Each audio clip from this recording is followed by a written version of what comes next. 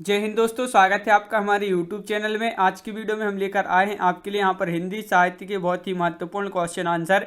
तो वीडियो को पूरा अवश्य देखें।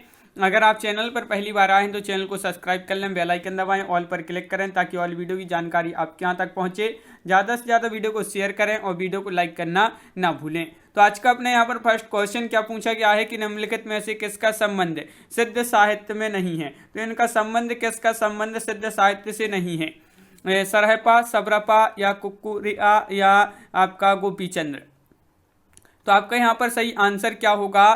तो आपका राइट आंसर होगा जिनका संबंध सिद्ध साहित्य में नहीं है तो गोपीचंद आपका विकल्प नंबर जो डी है राइट आंसर आपका यहाँ पर होगा। क्वेश्चन नंबर आपका 107वां क्वेश्चन यहाँ पर क्या पूछा है कि सरहपा का संबंध निम्न में से किससे? सिद्ध साहित्य से, नाथ साहित्य से, रासु साहित्य से या जैन साहित्य से? क्वेश्चन नंबर 107 का आंसर बताना है। महत्वपूर्ण क्वेश्चन पूछा गया है और इसका जो सही आंसर होगा 107 का सरहपा का संबंध जो है वह सिद्ध साहित्य से है। किससे है? सिद्ध साहित्य, विकल्प नंबर 1 आपका यहाँ पर सही आंसर है।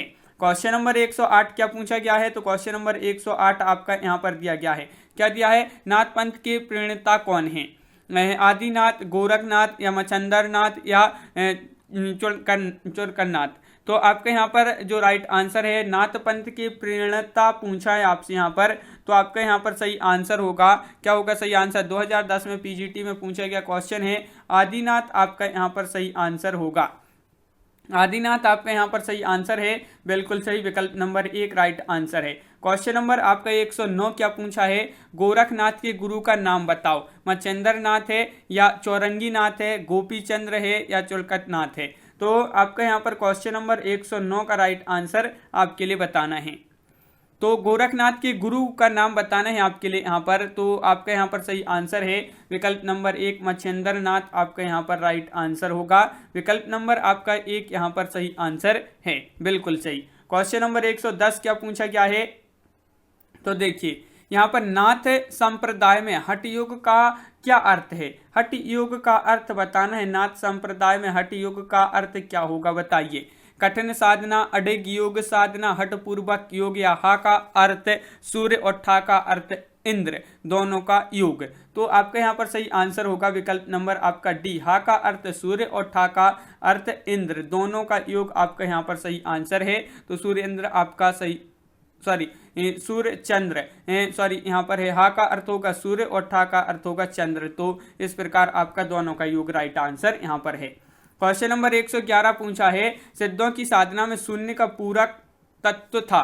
तो सिद्धों की साधना में शून्य का पूरक तत्व था, वज्र था, चित्र, अग्नि या ज्ञान?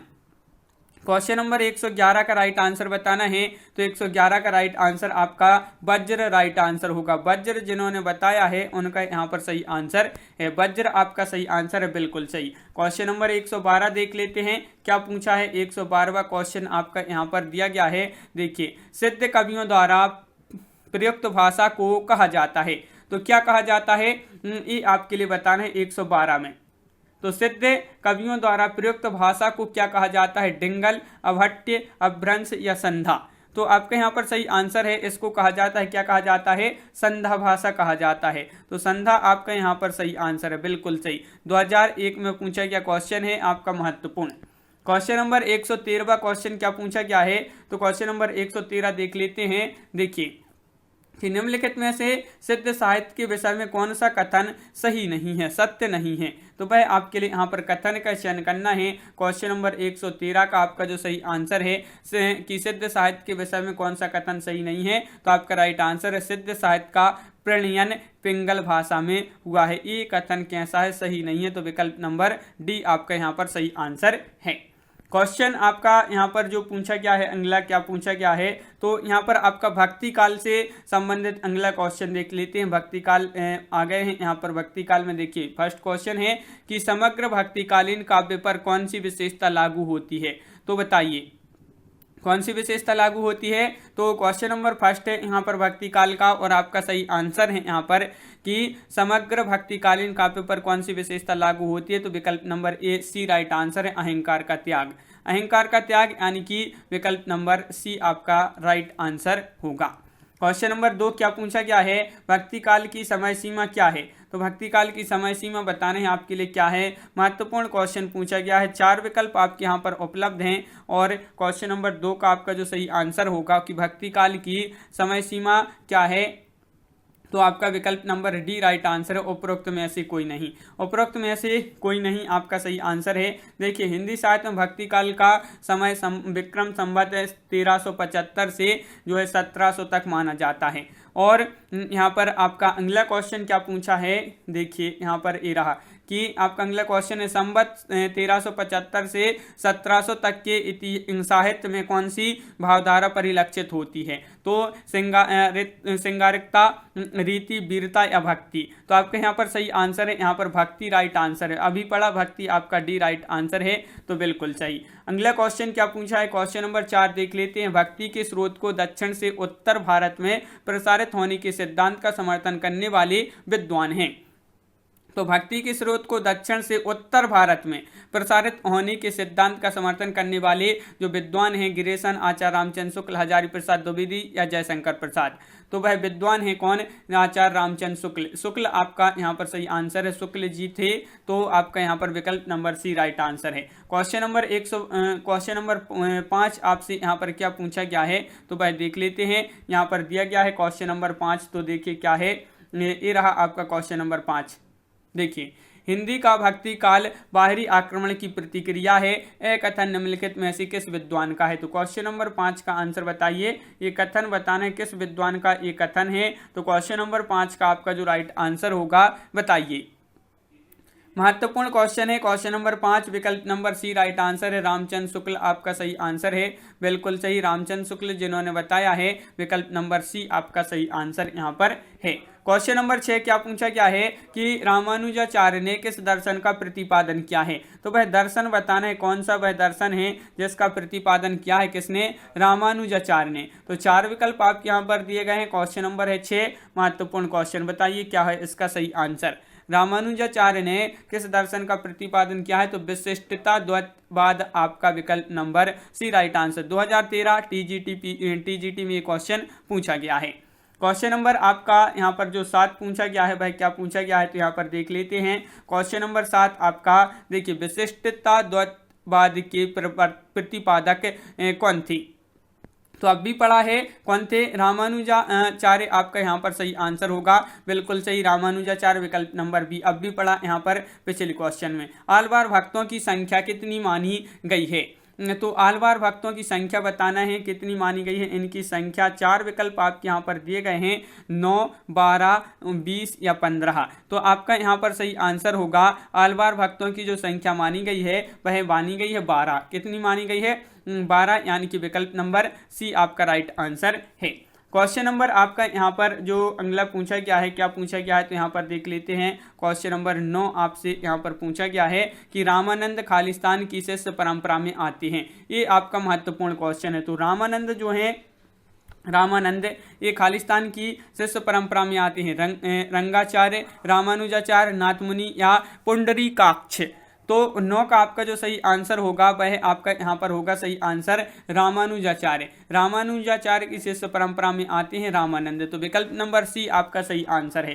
क्वेश्चन नंबर आपका यहाँ पर 10 पूछा है, निम्नलिखित में से कौन रामानंद की शिष्य परंपरा में नहीं है। नहीं है, कौन नहीं है, कबीरदास, मलुकदास, नरहरिदास या रैदास। तो क्वेश्चन नंबर 10 का आंसर बताइए, महत्वपूर्ण क्वेश्चन है आपका यहाँ पर। और इसका जो सही आंसर जीआईसी प्रवक्ता परीक्षा 2015 में पूछा गया क्वेश्चन है, सही आंसर होगा आपका विकल्प नंबर सी मलुकदास। मलुकदास रामानंद की शिष्य परंपरा में नहीं आते हैं, तो विकल्प नंबर सी राइट आंसर यहाँ पर है। क्वेश्चन नंबर 11 पूछा गया है कि निम्नलिखित में से कौन स्वामी रामानंद का शिष्य नहीं है। तो नहीं था तो कौन नहीं था, ये आपके लिए बताना है। तो रामानंद, स्वामी रामानंद का शिष्य नहीं था, तो अनंतानंद, नरहरियानंद, सुखानंद या रैदास। तो क्वेश्चन नंबर 11 का सही आंसर बताइए। तो 11 का राइट आंसर है आपका विकल्प नंबर सी, यानी कि नरहरियानंद आपका यहाँ पर राइट आंसर है, बिल्कुल सही, विकल्प नंबर सी। 2018 में एलटी ग्रेड में ये क्वेश्चन पूछा गया, महत्वपूर्ण क्वेश्चन है। क्वेश्चन नंबर 12 यहाँ पर देख लेते हैं क्या पूछा है। देखिए ये रहा आपका क्वेश्चन नंबर 12, टीजीटी पीजीटी 2010-2012 में पूछा गया, भक्तिकाल को हिंदी काव्य का स्वर्ण युग सर्वप्रथम किसने कहा है। ये आपके लिए यहाँ पर बताना है। स्वर्ण युग किसने कहा है? तो भक्ति काल को हिंदी काव्य का स्वर्ण युग सर्वप्रथम किसने कहा है? तो आपका यहाँ पर सही आंसर है गिरीशन, रामचंद्र शुक्ल, मिश्र बंधु या आचार्य हजारी प्रसाद द्विवेदी। तो आपका सही आंसर यहाँ पर होगा विकल्प नंबर 1 यानी कि गिरीशन। देखिए विकल्प नंबर 1 आपके यहाँ पर सही आंसर है। देखिए भक्ति काल को हिंदी काव्य का स्वर्ण युग सर्वप्रथम गिरीशन ने कहा है। क्वेश्चन नंबर आपका 13 क्या पूछा गया है? तो 13वां क्वेश्चन देख लेते हैं। हिंदी के किस काल को स्वर्ण युग कहा जाता है? तो अब भी पढ़ा कि भक्ति काल को स्वर्ण युग कहा जाता है और स्वर्ण युग जो कहा है वह गिरीशन जी ने कहा है। क्वेश्चन नंबर 14 क्या पूछा गया है? तो क्वेश्चन नंबर 14 पूछा गया है यहाँ पर आपका, देखिए भक्ति काल का नाम पूर्व मध्यकाल किस आचार्य ने दिया है? तो देखिए पूर्व मध्यकाल ये जो नाम दिया है किस आचार्य ने दिया है, ये आपके लिए यहाँ पर बताना है। तो आपका यहाँ पर जो सही आंसर होगा डॉक्टर नगेंद्र राम कुमार वर्मा, आचार्य नंदुलारी वाजपेयी या हजारी प्रसाद द्विवेदी। तो आपका सही आंसर है, ये जो नाम दिया है वह डॉक्टर नगेंद्र ने दिया है। तो विकल्प नंबर 1 आपका यहाँ पर सही आंसर है।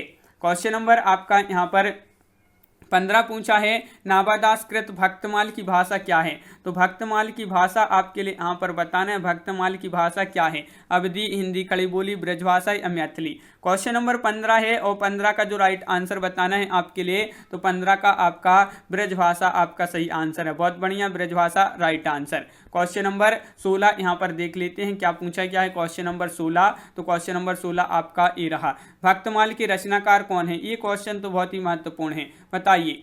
भक्तमाल के रचनाकार पूछा है, रैदास हैं, धर्मदास हैं, नाभादास हैं या जीवदास हैं।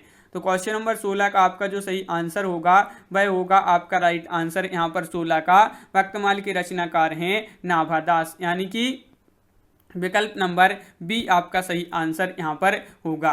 नाभादास द्वारा लिखित अष्टयाम किस भाषा में लिखी गई है? अष्टयाम, ये क्वेश्चन महत्वपूर्ण है। जो अष्टयाम है ये किस भाषा में लिखी गई है? तो छत्तीसगढ़ी में, ब्रजभाषा में, अवधी में, मालवी में। क्वेश्चन नंबर 17 का सही आंसर बताइए। 4 विकल्प दिए गए हैं और अष्टयाम किस भाषा में लिखी गई, किसके द्वारा लिखे थे? नाभादास द्वारा, और ये लिखी गई है ब्रजभाषा में, यानी कि विकल्प नंबर सी आपका यहाँ पर सही आंसर है। क्वेश्चन नंबर 18 क्या पूछा गया है, अष्टयाम की रचयिता कौन है? तो अष्टयाम की रचयिता बताना है आपके लिए सूरदास, नाभादास, गोकुलनाथ या वल्लभाचार्य। ये आपकी ब्रज भाषा में लिखी गई है अष्टयाम, और इसके जो रचयिता हैं वह आपसे पूछा है। तो आपका टीजीटी परीक्षा 2011 में एक क्वेश्चन पूछा था, और नाभादास इसकी क्या है? रचयिता है, किसकी? अष्टयाम की। क्वेश्चन नंबर 19 क्या पूछा है, भक्तमाल के रचयिता नाभादास के गुरु का नाम था? तो भक्तमाल के रचयिता नाभादास के गुरु का नाम था नरहरि दास या विठलनाथ, वल्लभाचार्य या अग्रदास। क्वेश्चन नंबर 19 का सही आंसर बताना है, और 19 का आपका जो सही आंसर है वह क्या होगा, बताइए। 19 का राइट आंसर, तो 19 का आपका यहाँ पर राइट आंसर होगा अग्रदास। अग्रदास आपका यहाँ पर सही आंसर है, बिल्कुल सही, विकल्प नंबर डी राइट आंसर है। संत काव्य धारा से संबंधित महत्वपूर्ण क्वेश्चन है आपके यहाँ पर कि संत साधना का साहित्यिक रूप प्रारंभ हुआ काशी से, पंढरपुर से, प्रयाग से या उज्जैन से? तो बताइए, फर्स्ट क्वेश्चन है, महत्वपूर्ण क्वेश्चन है, और इसका जो सही आंसर होगा वह आपका यहाँ पर संत साधना का साहित्यिक रूप जो प्रारंभ हुआ वह आपका पंढरपुर से प्रारंभ हुआ था। तो विकल्प नंबर सी आपका यहाँ पर सही आंसर है, बिल्कुल सही, विकल्प नंबर सी आपका राइट आंसर है। क्वेश्चन नंबर 2 देख लेते हैं क्या पूछा गया है। ज्ञानेश्वरी शाखा के प्रमुख कवि हैं? तो रैदास हैं, प्रमुख पूछा है, गुरु नानक, कबीरदास या तुलसीदास? तो क्वेश्चन नंबर 2 है, और ज्ञानेश्वरी शाखा की पूछा है, तो बताइए कौन है इसके प्रमुख कवि? तो आपका यहाँ पर जो सही आंसर है वह आपका राइट आंसर कबीरदास, विकल्प नंबर बी आपका यहाँ पर सही आंसर है। इनमें से ज्ञानेश्वरी शाखा के कवि नहीं हैं, तो कौन नहीं है? धर्मदास, दादू दयाल, अग्रदास या कबीर? तो क्वेश्चन नंबर 3 का आपका जो सही आंसर होगा वह क्या होगा, ये आपके लिए बताना है। तो 3 का आपका जो राइट आंसर है वह आपका विकल्प नंबर बी यानी कि अग्रदास आपका यहाँ पर सही आंसर होगा। अग्रदास राइट आंसर है। 2017 में ये क्वेश्चन आपका पूछा गया है। क्वेश्चन नंबर आपका 4 क्या पूछा है, ज्ञानेश्वरी शाखा के प्रमुख संत कवि का क्या नाम है? ज्ञानेश्वरी शाखा के प्रमुख संत कवि पूछा है, सूरदास, कबीरदास, चंद्रबरदाई या विद्यापति? तो क्वेश्चन नंबर 4 का राइट आंसर बताना है, महत्वपूर्ण क्वेश्चन है और आपका सही आंसर है यहाँ पर 4 का विकल्प नंबर सी, यानी कि कबीरदास आपका यहाँ पर सही आंसर होगा। क्वेश्चन नंबर 5 क्या पूछा है तो देख लेते हैं। निम्नलिखित में से संत काव्य परंपरा के अंतर्गत न आने वाले कवि का नाम है। देखिए ये जो संत काव्य परंपरा है इसके अंतर्गत न आने वाले कवि कौन है? कबीरदास हैं, नानक हैं, दादू दयाल हैं, नंददास हैं। क्वेश्चन नंबर 5 का राइट आंसर है आपका नंददास, विकल्प नंबर आपका यहाँ पर डी राइट आंसर होगा। नंददास आपका यहाँ पर सही आंसर है। तो इस प्रकार अपने यहाँ पर जो है बहुत ही महत्वपूर्ण क्वेश्चन कंप्लीट हुए। कैसा लगा ये वीडियो आप कमेंट में जरूर बताएं। अगर आप चैनल पर पहली बार आए हैं तो चैनल को सब्सक्राइब कर लें, बेल आइकन दबाएं, ऑल पर क्लिक करें ताकि ऑल वीडियो की जानकारी आपके यहाँ तक पहुँचे। ज़्यादा से ज़्यादा वीडियो को शेयर करें ताकि अन्य लोग भी वीडियो देख सकें और वीडियो को लाइक करना ना भूलें। तो आज की वीडियो में बस इतना ही। सभी के लिए बहुत बहुत धन्यवाद। जय हिंद।